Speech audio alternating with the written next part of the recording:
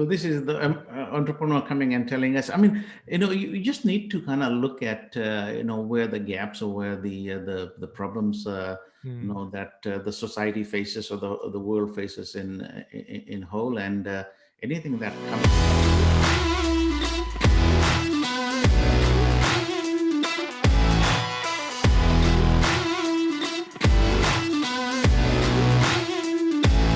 Raghwa, uh, welcome and very nice to talk to you. I can't wait. How are you doing today? I'm doing very, very good. I'm so excited to be here talking to you, Hussein. Excellent, excellent. Can you just take a minute to introduce, just tell us who you are and what do you do right now? For sure. I'll do the 2-minute version of it so Cool. that people kind of know who I am. Born, raised, and educated in a small South Pacific island called Fiji. Computer science graduate, migrated to Canada about 42 years ago, early 1979, directly to Kelowna, the Okanagan region in British Columbia.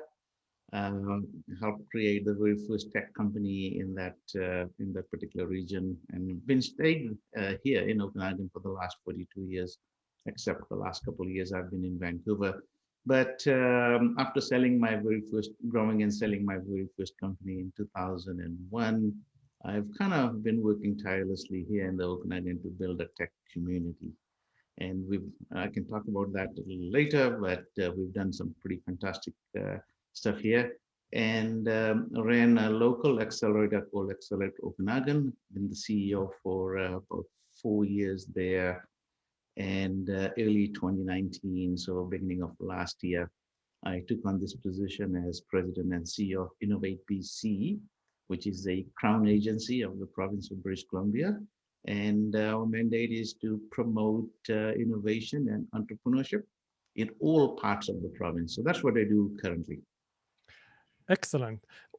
I'm curious, how does an entrepreneur moves from being an entrepreneur to now working mainly, do you call it like a community? Because when you're building the accelerator or Okanagan, it wasn't per se a government thing, right? Was it kind of an initiative, a community initiative, or would you call it a government initiative?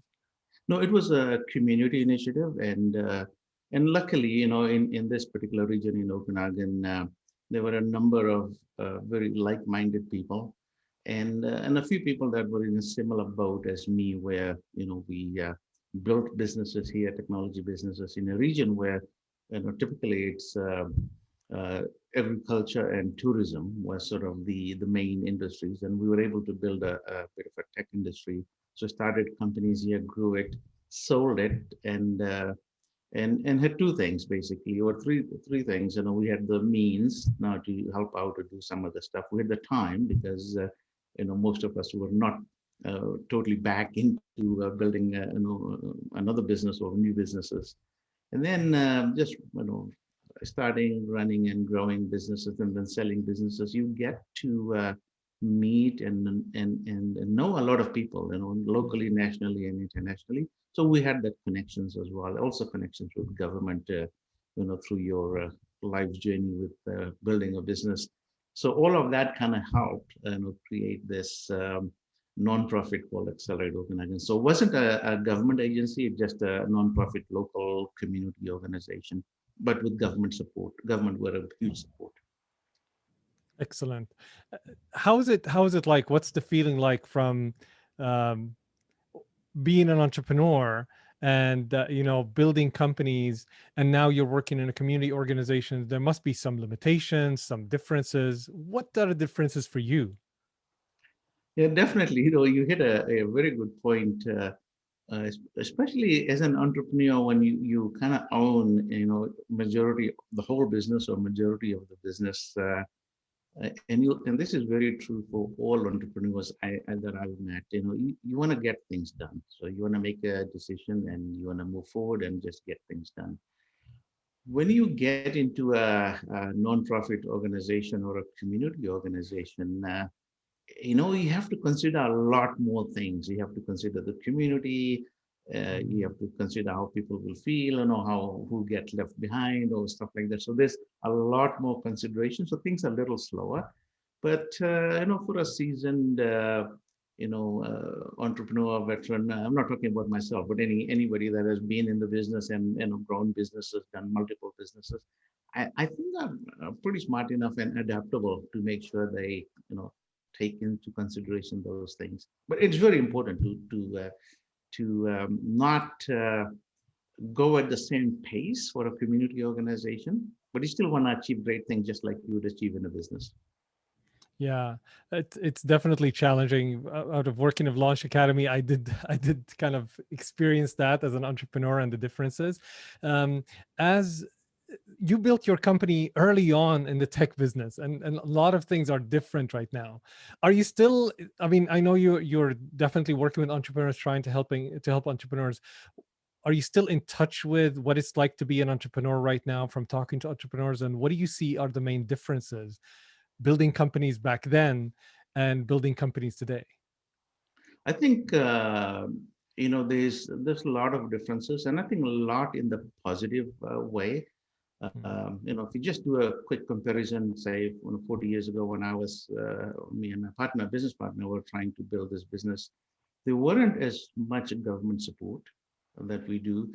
There weren't much community support. There weren't accelerators and incubators or mentorship programs around, and the access to money. I mean, the VC scene or even angel networks, weren't sort of a go-to thing, right? So it was challenging, and even talent. What I found in our business, and I'll talk about that, maybe dwell on it a little later. Being in a small town like Kelowna, a new industry, so technology. You're the only game in town, so there isn't really availability of resources to hire and grow quickly. So those were the challenges, say, the last 20 to 40 years.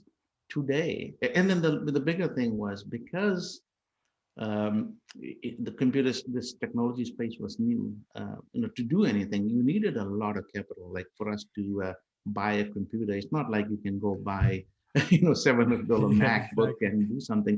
It would be a $700,000, a Yeah. computer where you can do things. So those were the challenges. Today, what I'm finding is there's a lot of support organizations, which is fantastic. So for anybody that just even as an idea, you can go to Launch Academy was a perfect example. People could connect with you there, and you would talk to them. You'd probably connect them to different, the mentors or places to find money. You probably even connect them to some people that were looking for work. So talent Mhm. side was taken care of. You probably provided them space as well. I know Yeah. which you did, so they can come to a place where they see like-minded people. So I think there are a lot more resources and support available today, and you can start a business basically, in your home, on your sofa, for a few $100s, as opposed to going and raising $1 million and a much more longer plan. And you can get going quickly. So I think people that are in entrepreneurship or thinking of starting a business, I think they're in the best place right now. That's awesome. Um, how are these organizations, or what's the importance of those organizations in the life cycle of entrepreneurs and building their company? Having an accelerator, having support. Is people ask this question because is it important? I have access to the internet. I can open any course. I can connect to anybody around the world. Do you think it is still important to have accelerators on the ground, like, for example, in Kelowna or around, let's say, BC and around Canada? And why do you think it's important? I think it's very important. I think both things are important. I mean, you can do a lot more research individually through internet and through your connections. But having an accelerator or incubator a place, where like-minded people, innovators are there, maybe even bankers are there, maybe people that wealthy, folks that are potentially investors, angel investors in the companies. They are gonna, are in the same place. Those natural collisions, and just having a chat at the coffee machine to say, hey, what you're up to? And say, I'm starting this business. Oh, what kind of business are you starting? I'm doing X, Y, Z. And say, oh, you know what? I can connect you. to my friend over there that can help you. I can connect with my friend here that might be interested in investing. Those kind of things you miss out if you don't have a place to go to where all of these things kind of exist, in tandem. So I think it's very, very important. If we didn't have that, I think a lot of people will miss out. Starting or even growing their business and growing at a pace that they should be. With all of this help, I think they have the ability now, because of all these resources, to be able to excel the business much faster than they normally would just by doing it themselves.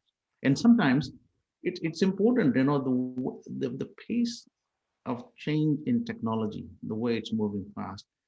Today's age, if you miss out by 6 months, even the most brightest idea may not be relevant 6 months from now. So it's pretty important that you do move, quickly. If you have an idea to, take it to the market stage as quickly as possible. Mm. It sounds like what you're talking about is like unplanned encounters. You bump into someone at the water cooler, someone that you didn't even plan to meet, didn't know it's important to meet, and then that someone can connect with someone or themselves can be added value, which is I completely agree. Like it's very important. What do you as now your role as heading Innovate BC, what are the key things that you're focused on and you see important in kind of moving BC forward, and why is it important to focus on those? Yeah. So our focus, has changed past uh, March 15th or whenever the COVID lockdowns happened. So what we were doing previous to that has changed tremendously. A lot of focus over the last 8 months has been in COVID relief. So making sure that we're supporting companies, organizations, or individuals that were creating COVID solutions. Hmm. Um, Also helping people that were displaced, especially students that were not able to find co-op placements, as an example, or they were just graduating, planning to graduate in April, and now they didn't have a potential employer to go to. So we basically had a huge pivot to make sure that we're helping those students to get co-op placements. We were helping those recent graduates to get placed, so through grants and subsidies. We were focused our support to companies traditionally that we would not have had probably funded or given some grants or subsidies. But since they were creating COVID solutions, PPE type of stuff, we're really focused on doing that. So focus over the last 8 months has been in that COVID recovery stage. Now we're starting to move towards a bit of economic restart, and our focus is starting to now, a lot of on diversity and inclusion, obviously. So everything that we do, we want to make sure the equity-seeking group, people that are, marginalized, and in the regions of the province are all kind of have a pretty active role in innovation and technology. And I think going forward, a lot of our focus would be helping companies scale up. BC and Canada as a whole is known in the world as a great place to start companies. We are doing fantastic. A lot of support, a lot of resources in supporting early stage companies. And I think we're getting to a point where we're going to start to focus a lot more on starting to scale companies, to taking companies that say are currently, $5 to $10 million in revenue stage and building them into $100 million companies. Cool. So so many questions in my mind. I want to, in regards to early stage companies, what are the advantages of like working in BC and what's available for them? Obviously, there are tons of programs. I don't expect you to list them all, but if you were to say to an entrepreneur or to a founder, somebody thinking of an idea, why should they start in BC, and where do they start to seek help to benefit from what's available to them? Yeah, for multiple reasons why BC is the best place, because for that particular stage, we have probably the best support available. So anybody that wants to start a business, there's agencies like ours that they connect to, and then we'll connect them to the right place. So this we support 13 accelerators and incubators throughout the province. So there are some located in Lower Mainland. Launch Academy is one that we have a working relationship with. Venture labs at SFU, entrepreneurship at UBC UBC campus, Foresight. They're a clean tech accelerator. But then we have accelerators and incubators that we support in Victoria, in Nanaimo, Prince George, Kelowna, Trail, and so on and so forth. So no matter where you are in the province, if thinking of starting a business or have a early stage business, we will connect you to one of these accelerators or incubators. And there, I mean, they'll get a multitude of things. Number one, they potentially can get a space to work out of. So those natural collisions that we talk about will happen because there'll be like-minded people over there. They'll get mentorship. So we have some structured programs to take them from A to Z. The venture acceleration program that we developed 10, 11 years ago. So that's kind of, all of these agencies are utilizing it.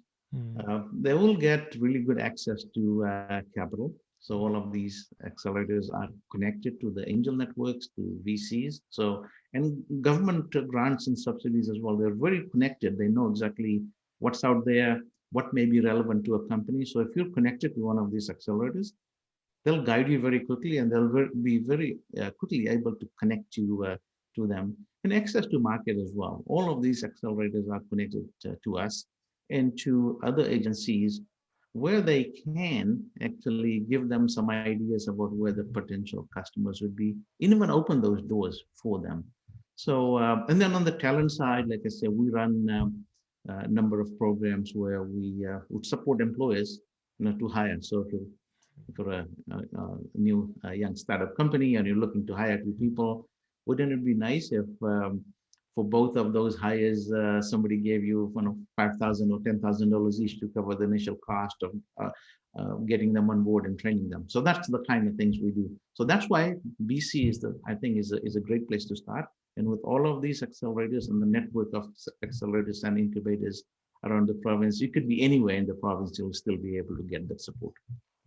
So if I invite the entrepreneur in you to this conversation and ask you, obviously, it sounds like you, Innovate BC and all of the network of accelerators, they're doing a good job for on many, let's say, levels.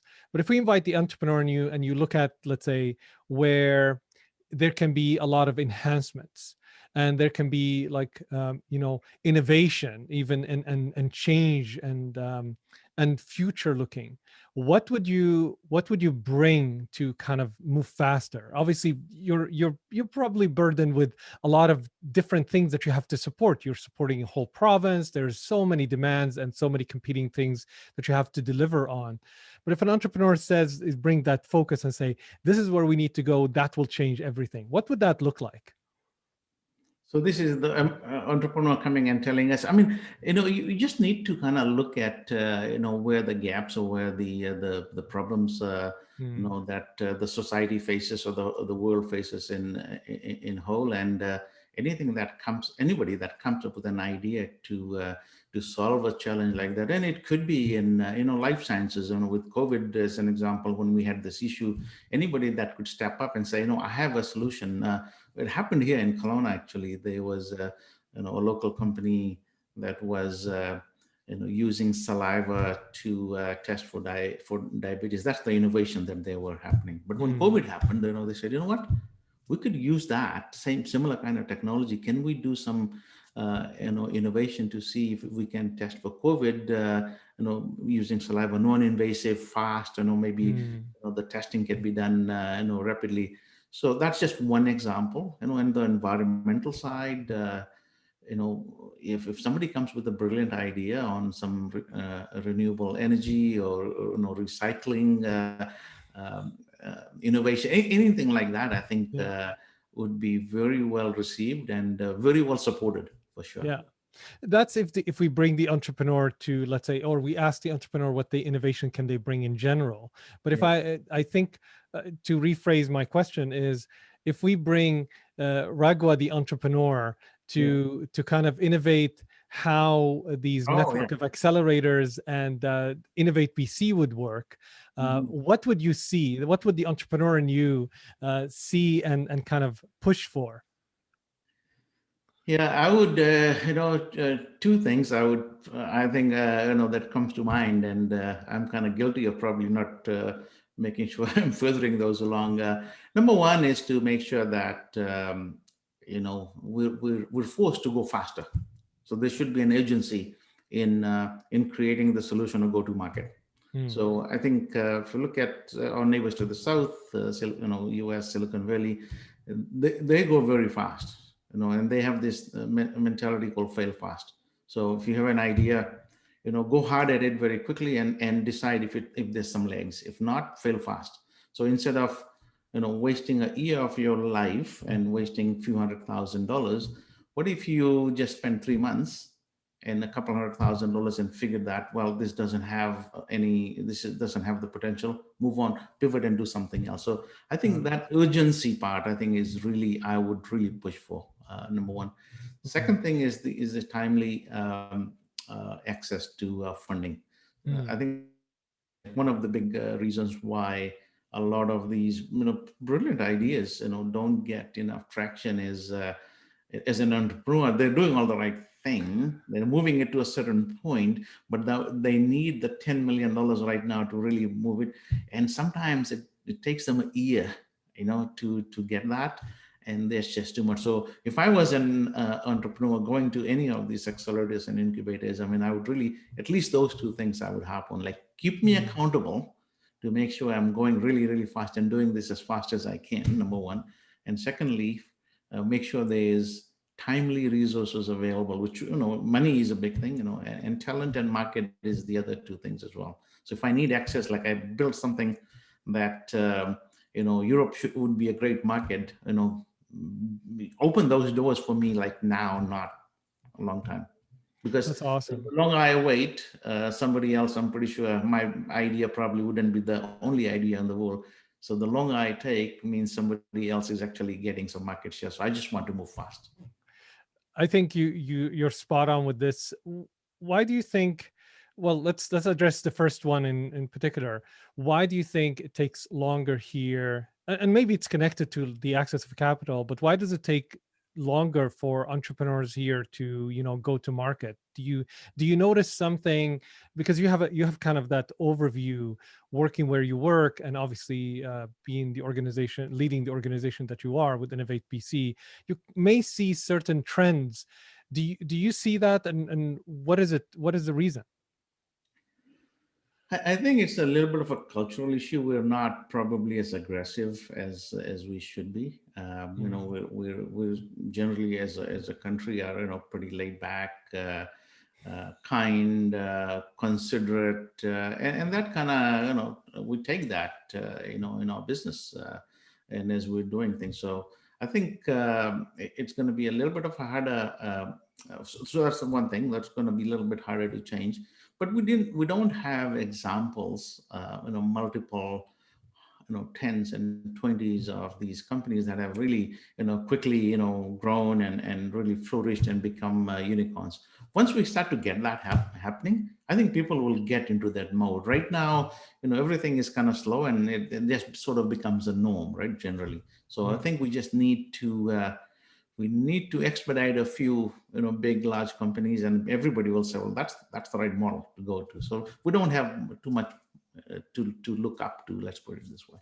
That's an interesting take. And so the second one, why do you think there's access to capital is limited here?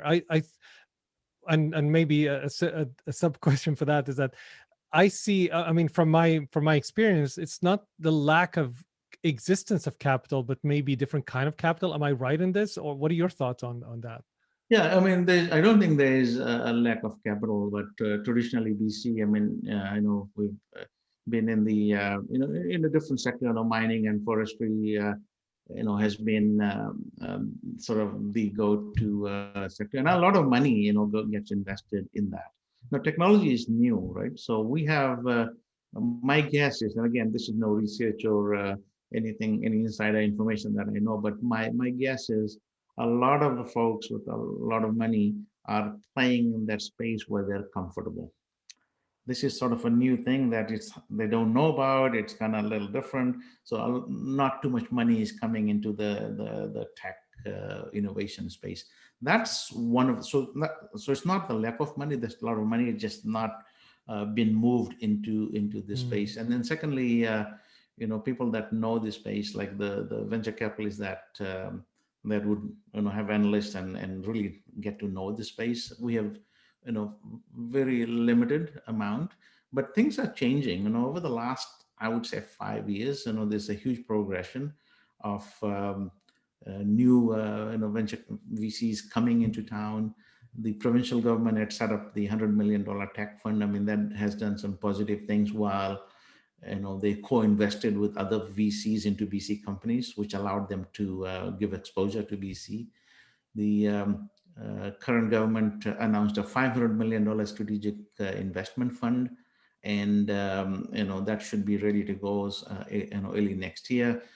That will also help highlight what's happening in BC, but attract a lot of more money, because that could be mm, leveraged at $500 million, probably could be leveraged 2 or 3 times. But the big thing is not just leveraging the money, it's giving shining the light on BC, and bringing other VCs to come and locate here and they start to invest in BC companies. So definitely the traction in the right way. It's only the last few years where we started to see a lot of traction. Prior to that, I think it was mm. pretty tilted towards resource industry. No, it's a very good point, and you bring up something where bring shining a light on VC and Canada in general. When I first moved here 7 years back, I didn't I used to use Hootsuite software. I liked Ryan Holmes, and I had no idea Hootsuite was a Canadian company. Actually, I landed here. Funny story. I landed here, and for 6 months I'm working here, and then I remember seeing an ad. I'm looking for a job, as any new immigrant would do, looking for a job. It's like, oh, Hootsuite is hiring. Oh, Hootsuite is hiring. They have an office in Vancouver. Oh, they're a Vancouver company. I had no idea. Um, I don't know if that's true. I mean, a lot of people think the Canadian companies in general are American companies outside of in the world. Um, do you see that, and do you see that trend changing, and what can people do to change that trend? Yeah, definitely a lot of companies are American companies. But going back to Ryan Holmes, I mean, he made a point. He decided that he was going to build a company in British Columbia, and he's going to remain here, uh, which is amazing. So we just need more visionaries and entrepreneurs like him. But what we're finding is a lot of things are happening. A lot of companies are starting here in British Columbia, Canada as well. A lot of companies start to grow and get some great traction. But once they get to a certain point, in the life cycle, certain amount of revenue, we see those companies, get acquired, Mm, and mostly acquisitions come from down south, US. So I mean, that's a fact. Then I started kind of looking at, like, what's triggering that. Why are those acquisitions happening from south? Why not? I mean, we have some great pension plans. There's some large investors in Canada. Why are they not being acquired by those companies? There is a bit of trend. Again, I mean, I want to kind of enhance on this particular study to see what is the reality.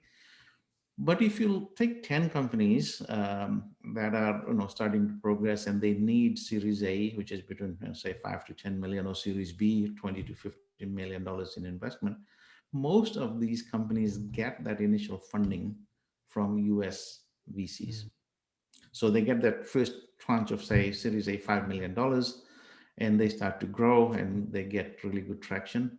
And as they start to grow, obviously what happens, just because they have that association with that US VC, and that VC knows about this company and really gets excited about them, they buy them out, and that's what happens. So I think if there was funds locally, to invest in those Series A and Series B here.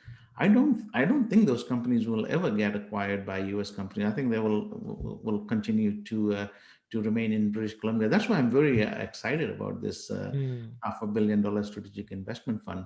That's number one. Second thing is, again, I mean, it's more about that mentality of taking risks. So just imagine, being an entrepreneur in British Columbia, you start something from scratch, from nothing. Come up with an idea, you build a team, you build a product, you build a market, you build traction. You're got say $10 million in revenues, which is great. Normally um, the multiple right now on tech companies is about 10 times revenue. So you're with about $100 million company. Somebody comes and says, here, $100 million, and I want to buy it. Um, you know, we as Canadians are not risk takers or bullish and say, no, I'm going to grow this company from 10 million in revenue to 100 million and make it into a unicorn and sell then. We look at $100 million and we probably say, no, I better just take this right now. So a lot of acquisitions happen around the 50 to $100 million because it's a long process, and it's pretty stressful to start something from new. You've basically given up everything, all your life savings, and 3, 4, 5, 6 years of really hard work, 7 by 24 by 7, not much family life and all of that as you're building the business, right? So now when you see that kind of offer, you're at a crossroad. Like, do I mm, take this and go do something else, or should I just continue on this road? And they just don't know when this could end, right? mm. So I think those are the kind of things that dictate why a lot of acquisitions happen in that space and we lose. And what I see as well is, say, a company that has 10 to $15 million in revenue, doing well, 50, Mm. 60 people, and gets acquired, say, by $80 million. That company doesn't seem to then, whoever buys them doesn't seem to grow them here at the same pace and same scale. That kind of gets distributed, some here, some US. Yeah. And so, but we don't get to see the benefits of it. Whereas if that company stayed here and continued to grow in the same way, in 5 years, it'd be a night and day difference. Instead of having a company that's, say, at 100 people in 5 years when they had sold at 70, um, without selling that, I mean, they could be 250, 300 people and building that business here in British Columbia. So there's definitely reasons why we should help fund them, in the initial stages, and keep them here as much as we can. That is very interesting. The reason is you said something about funding the entrepreneur, several things here. Number one, the entrepreneur, maybe, I don't know if we can call it fatigue, but an entrepreneur that struggled and connecting it to taking time to build a company. Like people don't build it fast here. They have a struggle raising capital. Um, uh, they it's Canada's a big country, so there's sometimes, if you're working not in the city, there's not that network of support, not as much, depending where you are. So all of that may contribute to the fact that the entrepreneur may reach a place and that it's hard, or it's been, let's say, 7, 10 years of really grinding work, hard work, and they want to see their family, they want to spend some time, and there's now this opportunity to get out. Is it fair to say that making it easier, or educating people or helping people at the early beginnings, not to discount to focus on the scale up, of course, I think, for any organization that is supervising a whole ecosystem, there needs to be some leveled kind of support for all kind of phases. But is it fair to say that supporting at the early stage will actually get us even more, let's say, entrepreneurs that are faster, more equipped, and probably more resilient, that are willing to stay here? Is that fair to say? Do you? I'm not sure if you have seen some research on this or seen some use cases, but what are your thoughts on that? I think I haven't seen any research on that, but my guess would be that the earlier we start to get that education to them, the more we're able to talk to them about at the very early stage, I think there'll be more chances for them. They'll have the confidence to stay and grow it here. Mm. If they don't, if they don't hear it right at the very early stage, like you say, it's the fatigue, right? It's just the grind of and the worry about what the numbers will look like for next year. Is it going to continue to Yeah. grow up? It's going to go down. The new market, hiring new people. The challenges of hiring 10 people, 50, 20 people every year, and integrating them in the business. All of that is going through the mind. But the earlier we kind of get them educated in, there will be support. The reasons why it makes sense to stay and grow in BC, and tell them all the things that are available for them, I think will definitely help. I don't think we're doing a good job in that particular space. I think we're doing a fantastic job in, you have an idea, let's provide you all these tools and mentor it to a certain point. But I think that particular education about why you should continue and build your business in BC, maybe taking a bit of Ryan Holmes and embedding them, in some sort of way into these very early stage businesses. They start to think like that I know I'm gonna stay here and I'm gonna grow my business in BC. It's important. So that's a very good point that you bring up. What are some of the things that you get to know about BC, and because you see a ton of entrepreneurs, ton of companies, and I've always said, I think to the rest of the world, to the rest of even BC, even people who are in BC, surprisingly, they don't know that tech is one of the largest, and correct me if I'm wrong, it's one of the largest employers as a sector in the province. Is that accurate to say? Like, it is one of the largest employers? It is. I think there's the last count that I had was 100 and close to 115,000 people, working in this sector. I think tech contributes, I think, about 6.5% to the GDP. So it's pretty large. Yeah. And it's growing. I think it's probably growing faster than anything else, than any other sector. Yeah, so it's surprising sometimes that people are not aware of that. What do you think? What do you see as some of the stuff that are hidden kind of advantages or amazing things about BC and the tech ecosystem and entrepreneurship in BC that you'd like the people and the world to know about? You're right. I think a lot of stuff that's happening here, that just it just never gets out and nobody talks about it, because our companies are doing great stuff, heads down, just but there's not we're not a marketing machine. So our life sciences sector here has been tremendous for many, many, many years, and it's still doing some fantastic stuff. Accelera that was in the news recently. Creating these antibodies for COVID-19. That's the only reason people got to know that company exists and does fantastic stuff, is because it was COVID related. But Mm. there's a number of companies in life sciences that are doing some amazing stuff in growing stem cell technologies. I think is company employees all over the world, all based in Vancouver, headquartered here in Vancouver. So in the life sciences side, I think there's fantastic stuff happening that we just need to elevate and we need to promote. The big one, the newest thing that nobody knows about that should be, and it's such an exciting thing. If you look at the list of the top 100 clean tech companies in the world, these are the companies that will be changing, how our world looks like over the Mm. next 20, 30, 40, 50 years.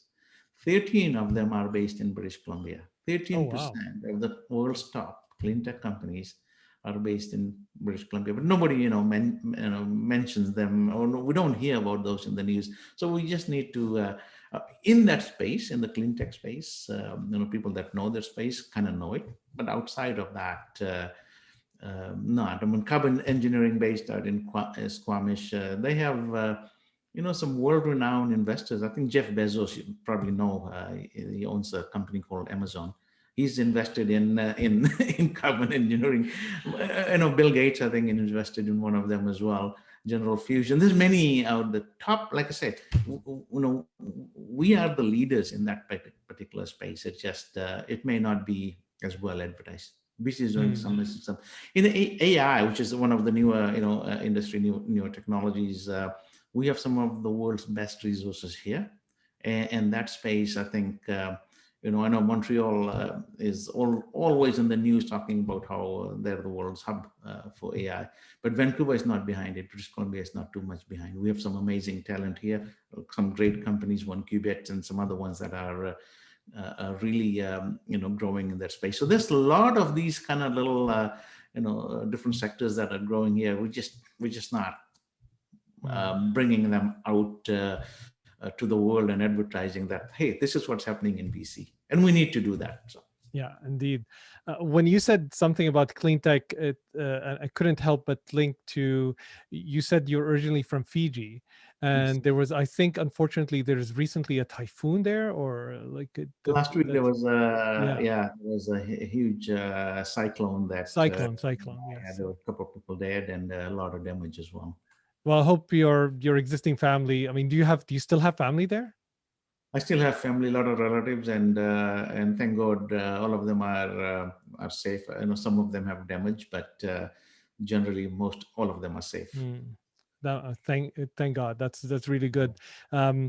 This is interesting because clean tech, obviously, and anything that has to do with a better future, especially with global warming, especially with the need for different alternative sources of energy. And you say 13 companies are here. What are some of the other, let's say, futuristic technologies that you see from probably has a strategic value, aside from being a new technology, but has a strategic value for on a province level or a country level, nation level, basically, nationally, that entrepreneurs should look at? This is what's going to shape the future. Usually, I would imagine that at a certain level, you look at, here are the things that are important for the world. Here are the things that are really important for us nationally, and we would, let's say, encourage entrepreneurs, or maybe kind of provide grants for that. What are some of these sectors, if there is such a direction or a strategy? Yeah, one of the focus of the province of British Columbia is definitely in the low carbon sector. So any innovation in that space, would definitely be supported, and supported very well. So anybody's thinking about any innovation in that space, which kind of relates to clean tech, basically. So replacing fossil fuel with something different, renewable or different kind, or a new innovation would be great. The other thing we also have is aging population. So any innovation in terms of the mobility of the aging population, or health of the aging population, I think that would be very important. That's not being talked about as much, but we have to admit, we have a aging population, and we'll need to get innovative in how do we take care of them, and how do we on the mobility side as well. The current mode of how things work is not going to be sustainable. So we'll just need to have a different model of mobility as well. So I think in the aging population, mobility, low carbon, those are the areas that I would say long term, will have a pretty huge impact on our environment and the world in general. That's excellent. Thank you for that. What is, let's say, the biggest challenges that you had as an entrepreneur who built and sold a company, then worked in a community nonprofit organization, kind of connected to the government, but not really, now moving to a crown organization that you have, and you're still connected probably to the community. You have some mandates, obviously, and some goals. What are some of the challenges that is unseen in your work? I'm sure a lot of people come to you with a ton of, complaints. Why you're not doing this? Why you're not focused on that? I'm sure, especially people who know you. What are some of the challenges you faced, and as an entrepreneur, and how do you deal with them? Yeah, it's just a balance of everything. You are so right. Like, I mean, just like a household, I mean, you need to, balance how much you're going to spend and the priorities on where you're going to spend, right? So that balance, like, it's not and no jurisdiction or province or country in the world just has an abundance of everything. So you kind of have to balance off, what needs to go where. And sometimes the demand uh, does not align with that Mm. balance. So you're right now, I mean, there's a huge demand to do a lot of things. So one of the challenge for us is to say, that's not the priority of the day. We can only handle so much, and these are the priorities, and we're gonna support and work in that particular area. So anybody that's aligned with that, they're all happy. Anybody that's not aligned with that have to wait. So they are the unhappy folks. But I'm happy about that, because those are the people that push us, right? They push us to think differently. They push us to work differently. They push us to become efficient. So if we, as an example, had a certain amount of demand and we could fulfill all of that, then we'd just get too complacent. That would not. I don't want to be in that place, because then that's too boring. Mm. So that push and pull right now is a good thing, because every day, we have that challenge every day. I can tell you, not a day has gone by where I don't have the challenge of, like, I need to do this much, and I only have this much resources. So we're always trying to make it work. And in many cases you will look at that as a challenge, and you can just switch it around, and you can look at the opportunity. How can we do it differently? How can we do it better? How can we do it more efficiently? So we're always thinking like that. So we're excited. I know the team that we have at Innovate BC, young, energetic, smart. But the biggest thing is they're so committed to helping. So in many organizations, when you have that much kind of a need and demand, and you may not have the same amount of resources to fulfill it, it can become pretty daunting. But our team is pretty excited, because they just start finding out different solutions. So we're always on the go, always thinking, and we're always trying to see how we can do something better and different. That's great. Uh, how do you make sure that you're connected in addressing those demands? How do you make sure, or the ones that you choose? You said yourself that listening to the market. How do you make sure you're listening to the market? How do you make sure that you're not, because you have an enormous job to fulfill, and it's you can easily kind of drown into the demands of the job. How do you maintain connection with the community, with the entrepreneurship kind of scene, the founders, the ecosystem? What do you do personally to stay abreast with that and stay connected? Yeah. So I do a lot of one-on-ones, just to kind of be connected. Just to kind of hear out, the needs, sometimes the frustrations and challenges of entrepreneurs at different levels. So whether they're at just an idea stage, to somebody that has a small business going, and to somebody that actually is scaling. So I just wanted to right Mm. now, talking to a few of them that are scaling, just to see, what can we do to fuel that, to catalyze that. So that's one way we do it. Like I said, we were connected to these 13 accelerators. So I'm connected to them. When we meet, I want to make sure that when they bring their group of entrepreneurs together, that I'm there listening, just kind of listening to what they're saying, just to kind of get a feel for what the today's challenges are, or what maybe the future challenges would be. And then in the last 3 or 4 months, I did, I think, 12 roundtables, different types of roundtables. So there were, I had roundtables with academia as an example, to see what's happening from innovation point of view, in the space. So how can we, react to what's coming out, and maybe even prepare for what may be coming.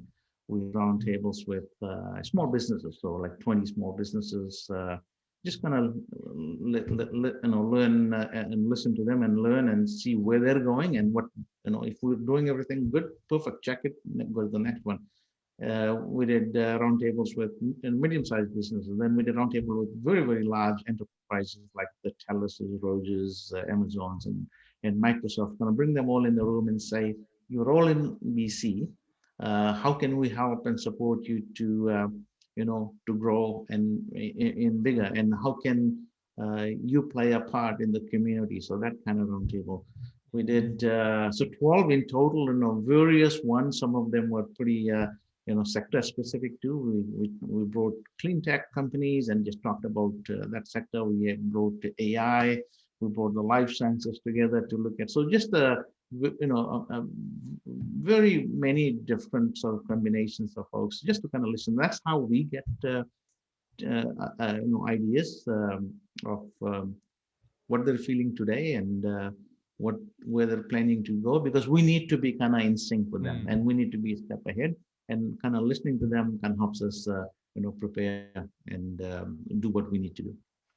So that's the sort of the consultation process. It's ongoing all the time. Like one thing that we don't like to do is kind of go and do a survey or something like that once a year and then craft it. We want to kind of be constantly in touch to see what's going on. Thanks for sharing that. COVID itself changed things. Like a lot of people are calling the big, the Great Reset, all kind of things.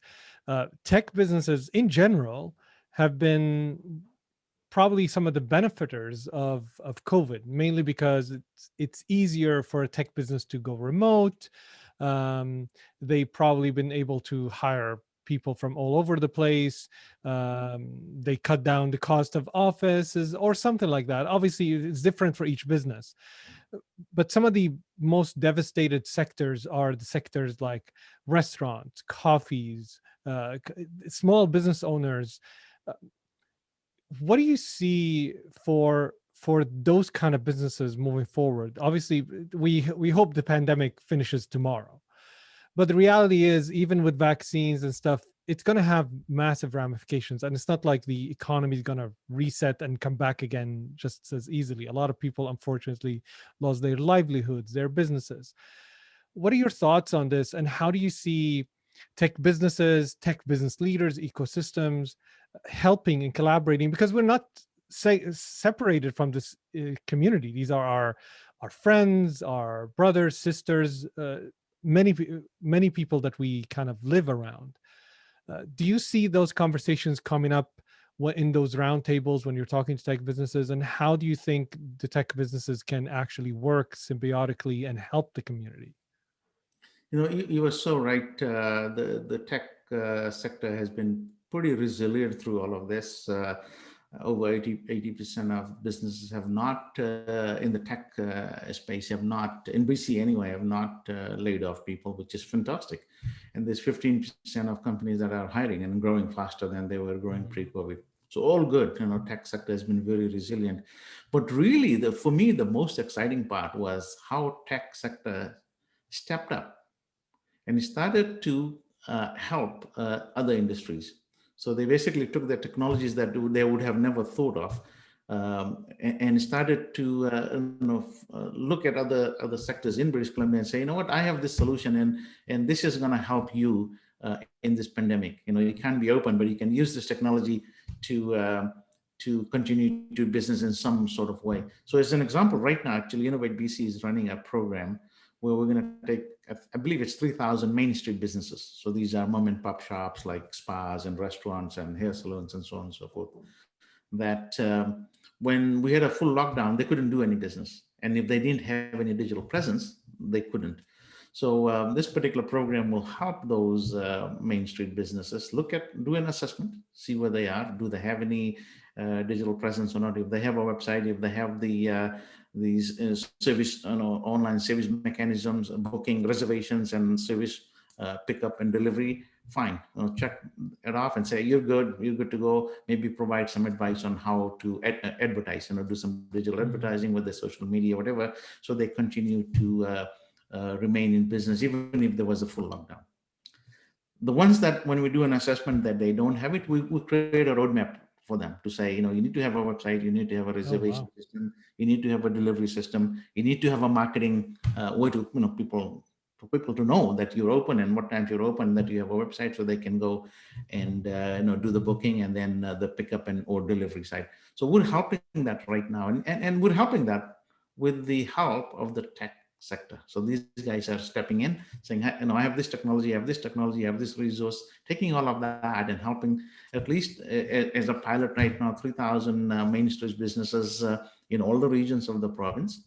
And my hope is that we can next year, do twice or three times as much. So making sure that, end of the day, if the businesses are in digital space, they'll be much more resilient. And in my mind, this COVID was an experience, a really bad experience. We were not, the Main Street businesses probably weren't as prepared. But there may be other catastrophes like this that may come, right? So we want to make sure they're equipped with this. So something like this happened again, that they don't have to be totally shut down and go out of business. So that's a huge project that we're working on right now. And I want to make sure that we do more in the next year or two. Oh, that's excellent. I wasn't aware of that at all. That's an amazing initiative. What if somebody wants to, you said there are businesses, tech businesses that are partnering up or kind of working with you to support the existing other businesses in general. What is the best way to kind of support or work with or partner up with Innovate BC or any of the adjacent organizations? What is the best avenue to do so?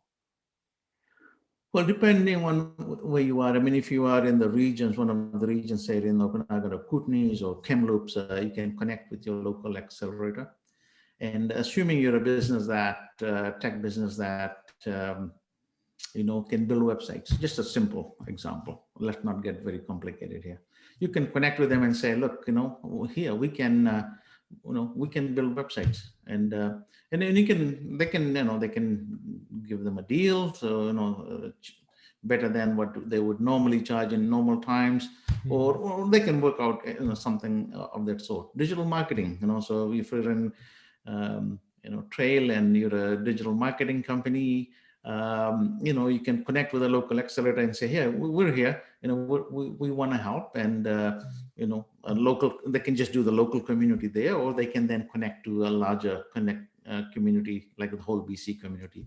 So no matter what kind of technologies you have, if you have something that can help a Main Street business or any other business that's outside of the tech sector, definitely connect with your local accelerators or connect with Innovate BC, and then we'll connect you to those businesses with the right people, so the help is going to whoever needs the help.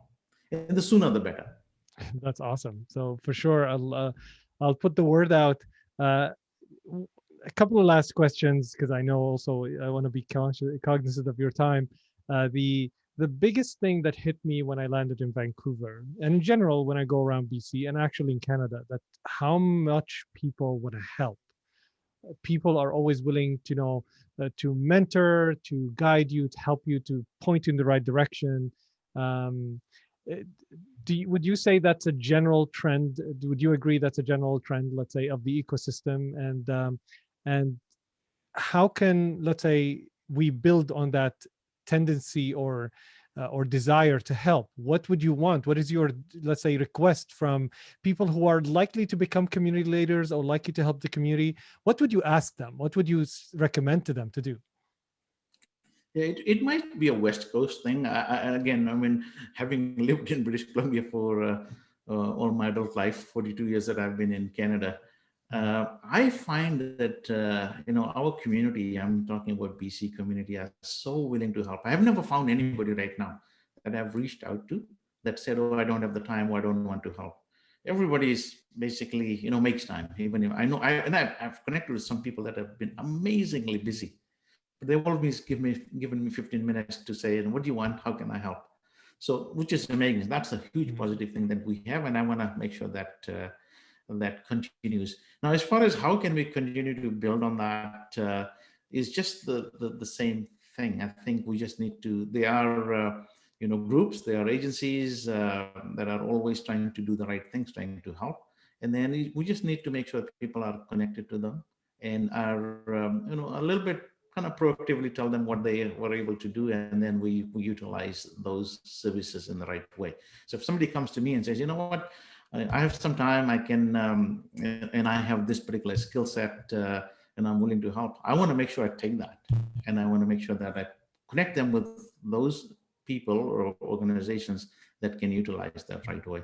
So I think that collaboration, which we have a great, I think, probably better than what I've seen in many other places, that mindset of collaborating and helping. And we just need to continue to support each other and support the organizations. And we don't want to lose that beautiful thing that we have.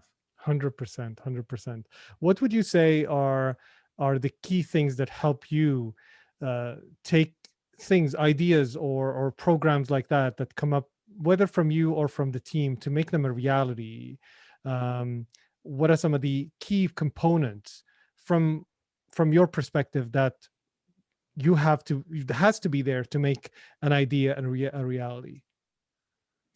If you hear something multiple times, you need to give some heed to it. So what I'm finding is somebody says something and that's kind of a little bit sort of off the norm. You always want to kind of listen to that, and you want to explore that a bit more to see what's there. Now, if you start to hear the same thing 2 or 3 or 4 times, then to me, it definitely deserves a little more attention and work on it. So a good example was over these 12 different roundtables that we held in a pretty short period of time. I think a 3-month uh, time frame, which is a lot. Um, the scale up it came up multiple times. So we thought, well, let's just see what does it mean. Like, what does it really mean? So do some research and then try and create and build a plan that, after kind of doing a little bit more, it seems like it just makes sense. It means if we can take companies, scale up, and keep them in BC and where they grow here, it just makes the right kind of sense. So let's put some focus, put some resources, put some energy in making that happen. So I think it's like when you hear things as you're talking, and it could be one-on-one in groups. If it's something a little different, something out of the norm, that I think you need to kind of give some adherence to that. And then if you start to hear the same thing multiple times, then there must be something there. So I think we should latch into it and then find out a little bit more about it. And at the end of the day, sometimes it might just be, it was great, but we can't do anything about it. But I think sometimes you'll find out that, oh, this is something that's really good. That we should move forward. This has been a very exciting conversation. I want to leave you with one last question.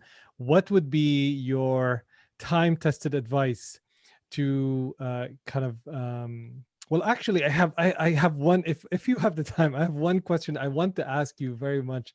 Is that you've been a successful entrepreneur. You've obviously, as a career, you have put together Accelerator Okanagan, which was a very successful accelerator, and now you're leading the top organization for moving the innovation ecosystem in BC, one of the top provinces in Canada. Multiple successes. Have you had kind of setbacks, at times when you felt that nothing is working, and what's it like to go through that, and what do you do to get out of it? Many, by the way, so not just one. And I think it's just normal life that everybody goes through those things. So, yeah, many. I'll give you a good example of Yes, please. how I got used to that at a very early age. So grade 5, I think I was around 11 years old. I don't quite remember. And the word from my parents was that, okay, we can't afford to send you to school anymore. That's it. We're done. You're going to have to start helping out in the farm. Oh, wow. No, and I wasn't going to take that as the solution. So I went and found myself, forced myself into finding a part-time job while going to school. And this part-time job paid for my going to school from grade 6 to grade 12 until I graduated to go to university, and even part of university. I happened to find this job with a great individual that was very compassionate, really liked me, and really helped me go through that. So you get those kind of things. But the learning for me in that particular case was that you just don't take a problem and just accept it. I think you should always think if there's ways to do something different, and you have to push.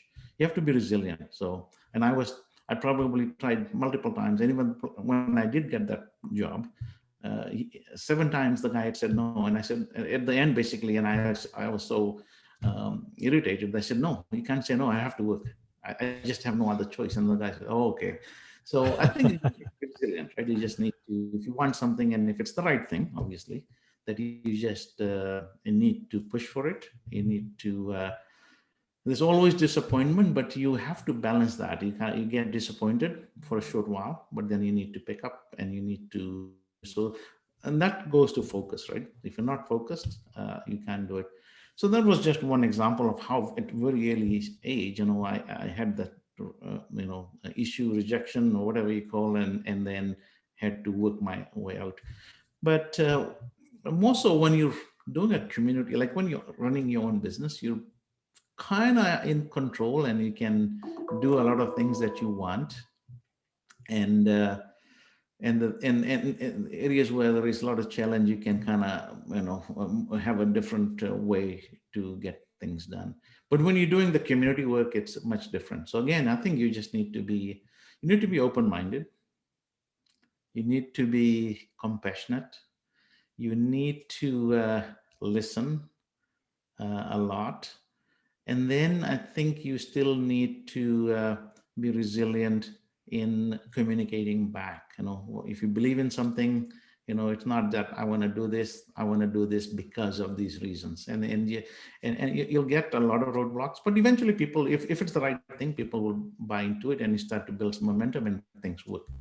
If you're not getting that, then maybe you should be humble enough to go back and look and say, well, maybe that's not the right thing. I've talked to 4 people and everybody's kind of not buying into it. Maybe then I need to rethink it, relook at it, and maybe there's other ways to do it.